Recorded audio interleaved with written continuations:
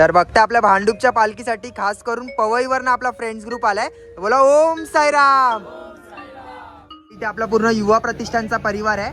अथर्व भोसले, श्रेयस दाभोळकर, अभिषेक कुलाबकर आणि आदित्य कुलाबकर पण जाणार आहे. सो तो पण आहे आपल्या ग्रुपमधला. सो आतूचा तर फर्स्ट टाइम वाटतं आहे ना आतू? First time. दाभोळकर तू पण फर्स्ट टाइम आहे? हा आणि अभिषेक तर जातोच. थर्ड टाइम आहे. हा थर्ड टाइम तो. हा पहिले 2 वर्ष पण गेलाय. आणि त्याचा छोटा भाऊ आहे तो फर्स्ट टाइम चालला आदित्य कुलाबकर म्हणून. सो कसं वाटतंय आता पहिल्यांदाच पालखीला चाललेत निघाले तुम्ही? स्वप्न होतं, एक स्वप्न भाई. स्वप्न जसं स्वप्न पूर्ण होणार आहे भावा उद्या. 2025 मध्ये अजून एक स्वप्न आपलं पूर्ण झालं होतं. शाळेपासनं स्वप्न उद्या पूर्ण होणार आहे भावा. हा.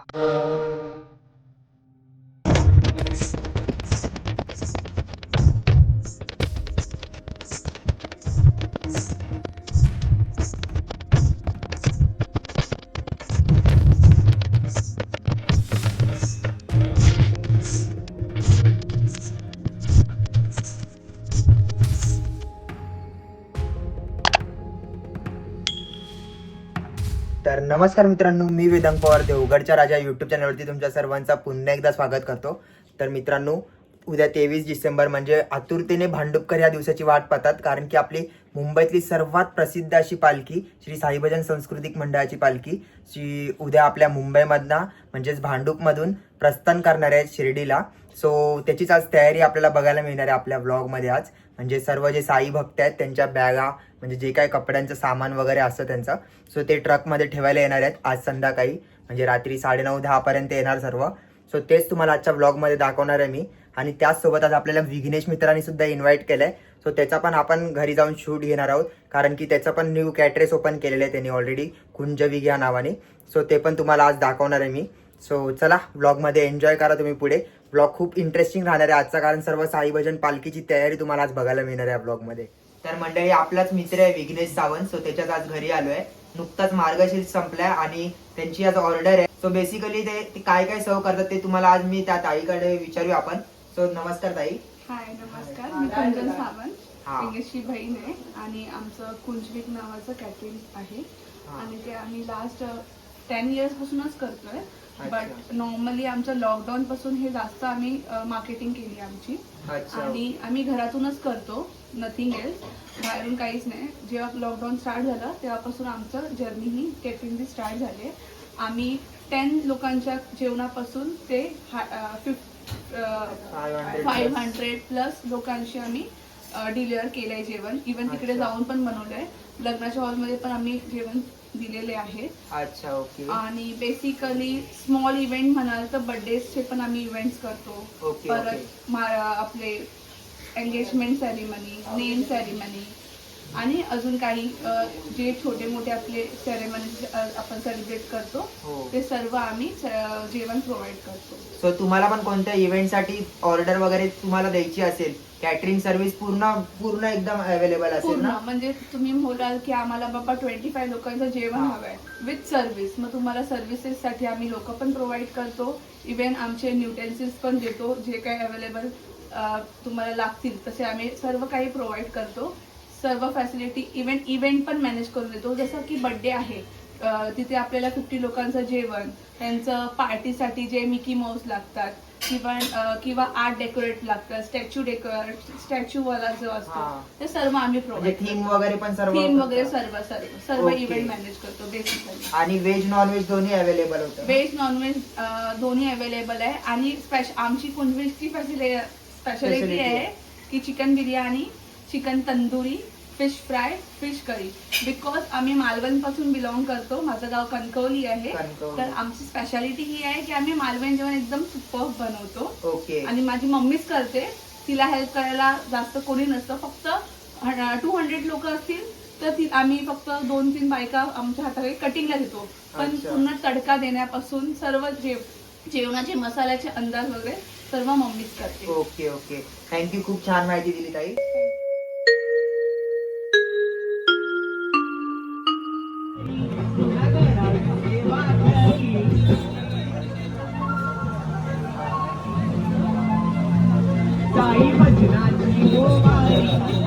तर बघा इथे आता सर्व पूजेच्या टेम्पोची पॅकिंग चालू आहे आणि सर्व माणसं आपली साई भक्त सर्व पॅकिंग अरेंजमेंट चालू आहे बघा. जे काय पूजेला सामान लागतं आपल्या रांगोळीपासून सर्व सामान पॅकिंग चालू आहे इथे. इथे सर्व फुलांची सजावट चालू आहे बघताय. आता पालखी थोड्याच वेळात सजवली जाईल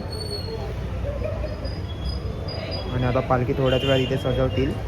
सो सर्व सजावट चालू आहे. मंदिराला पण सजवण्यात येणार आहे. मस्त मस्त फुलं आणले.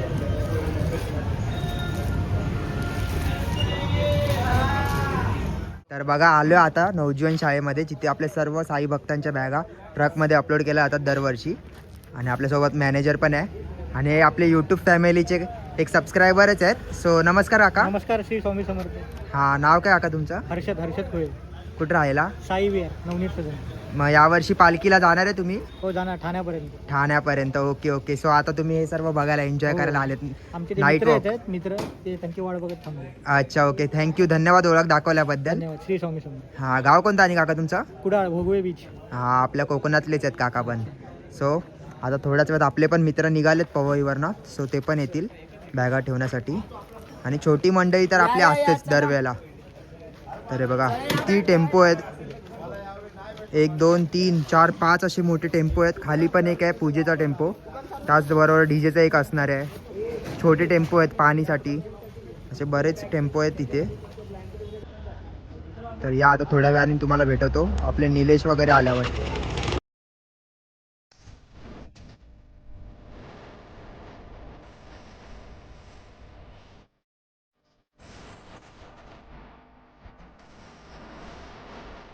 गर्दी बघताय, बरीच गर्दी झालेली आहे. सर्व साई भक्त परिवार आलेले आहेत.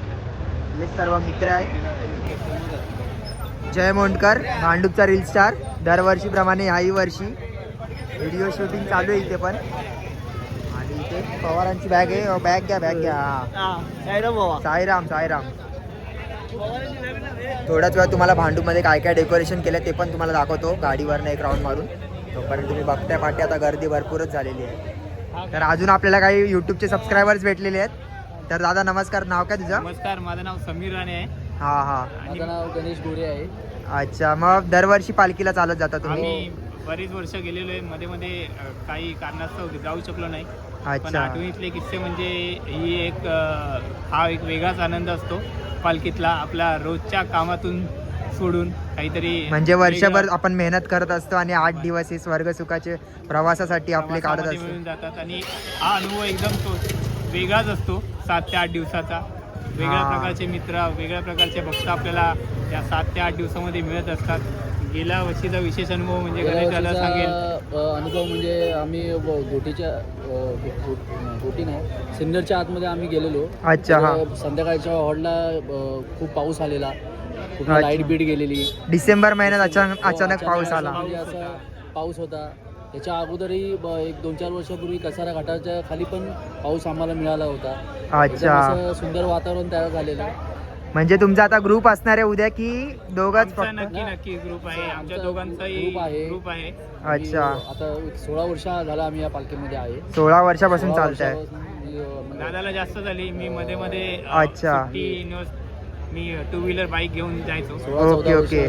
14 वर्ष झाली. सो राहायला कुठे तुम्ही दोघं पण भांडूप मध्येच की? आम्ही अच्छा. दोघे कोकण नगरला राहतो. कोकण नगर. गाव कोणतं दादा? माझा राजापूर सावडा. कुडाळ. यांचं कुडाळ आणि तुझं राजापूर का? राजापूर. ओके ओके, खूप छान वाटलं दादा ओळख दाखवल्याबद्दल, thank you.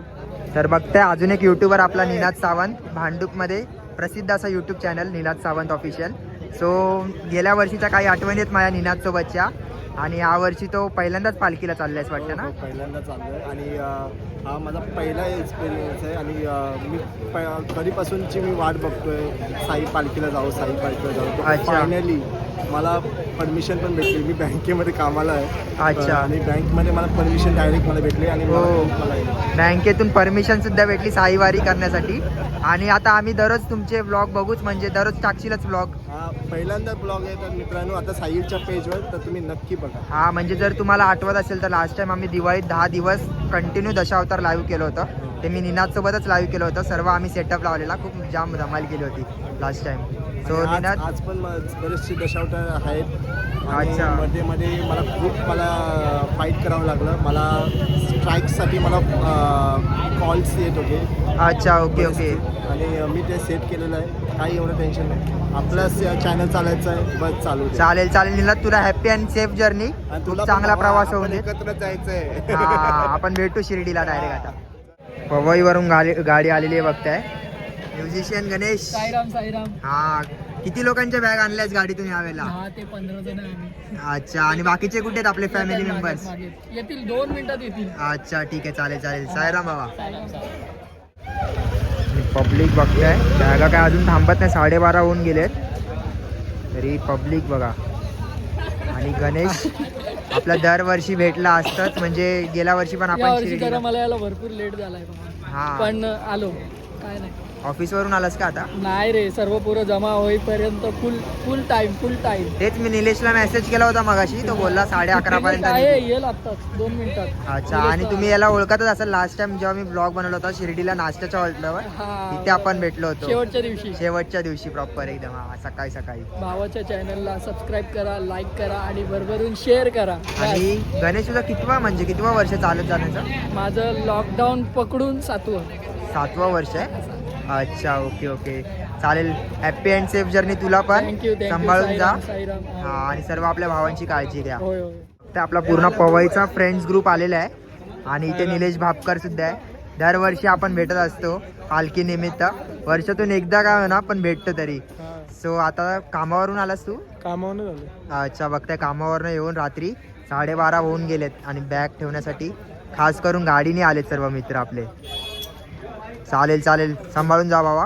Happy journey, safe journey. तुला भेटू आपण शिर्डीमध्ये. हो हो. बघता आपल्या भांडूपच्या पालखीसाठी खास करून पवईवरनं आपला फ्रेंड्स ग्रुप आलाय. बोला ओम साईराम. इथे आपला पूर्ण युवा प्रतिष्ठानचा परिवार आहे. अथर्व भोसले, श्रेयस दाभोळकर, अभिषेक कुलाबकर आणि आदित्य कुलाबकर पण जाणार आहे. सो तो पण आहे आपल्याच ग्रुपमधला. सो आतूचा तर फर्स्ट टाइम वाटतं आहे ना? आतू फर्स्ट टाइम. दाभोळकर तू पण फर्स्ट टाइम आहे? हा, आणि अभिषेक तर जातोच. थर्ड टाइम आहे. हा, थर्ड टाइम तो. हा, पहिले 2 वर्ष पण गेलाय. आणि त्याचा छोटा भाऊ आहे, तो फर्स्ट टाइम चालला, आदित्य कुलाबकर म्हणून. सो कसं वाटतंय आता पहिल्यांदाच पालखीला चाललेत, निघालेत तुम्ही? स्वप्न होतं, एक स्वप्न भाई. स्वप्न जसं स्वप्न पूर्ण होणार आहे भावा उद्या. 2025 मध्ये अजून एक स्वप्न आपलं पूर्ण झालं होतं. शाळेपासलं स्वप्न उद्या पूर्ण होणार आहे भावाला. हा, जसे 2025 मध्ये साताराचं पण स्वप्न पूर्ण झालं, तसं आता पालखीचं पण स्वप्न पूर्ण होते अथर्वचं. चला बोला ओम साईराम.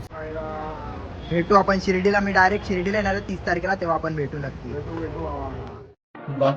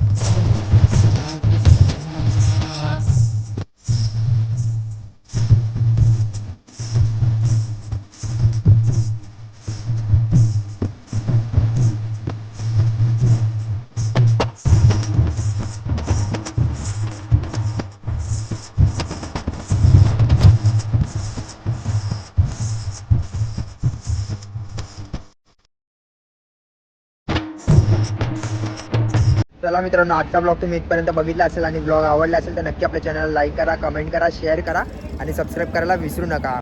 तर भेटू आता उद्या नेक्स्ट ब्लॉगमध्ये. तोपर्यंत take care, bye bye, see you.